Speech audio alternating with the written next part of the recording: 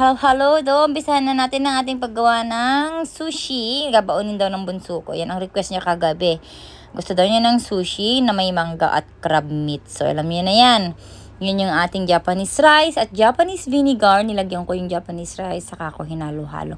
Maaga kong sinalang yung Japanese rice kasi pinahupa ko yung init. Hindi kasi effective yan kapag nilagyan mo mainit. Yung suka nag-evaporate kasi.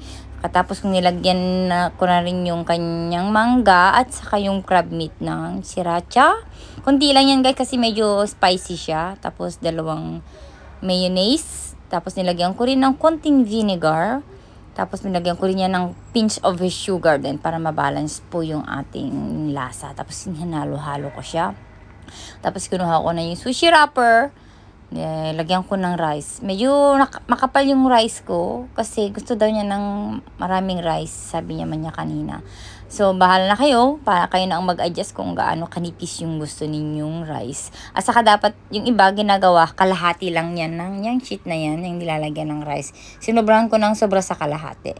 Tapos nilagyan ko dun sa malapit sa dulo na hindi mismo sa gitna para yung pag-roll ninyo mamaya ay magandang pagkakaroll niya. Mangga sa yung crab meat na minix ko yan. Taka ko nirolyo. Nirolyo ko muna siya. Tapos ini-set aside ko para parang magre-rest din siya. Kunwari, lalagay ko dun sa tabi. Tapos ginawa ko muna yung iba. Ganun din ang procedure niya. Hanggang sa maubos yung rice. Tapos yung sushi wrapper. Kasi pinaubos ko lang yung sushi wrapper namin. 5 lang yung kasi. Yung dalawa, babaunin niya. Tapos yung 3, pagdating niya kakain pa yan. Kasi nung nakaraan sabi niya, inagawan daw siya ng teacher niya. Ay, charot. Natikman na ng teacher niya ang niluluto ko. Ano ba yan? O siya, ayan na yung pinakahuli. Kaya nilagyan ko na ng napakadami. Ang taba-taba niyan, guys.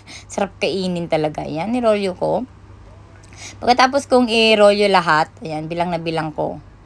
1, 2, 3, 4, 5. Yung dalawa, hihiwain ko na.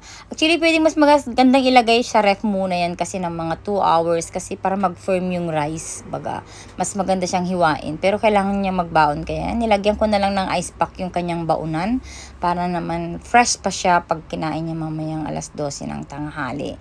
Tapos pagbalik ko naman, yung 3 piraso naman ang ipe-prepare ko bago siya dumating pag galing akong trabaho. Kaya ito na, pagdating ko, kinuha ko na sa ref yung natitirang 3.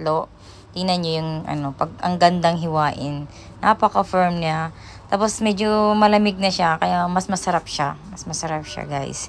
Kaya hiniwa-hiwa ko na siya. Prepare ko na kasi darating na siya ng mga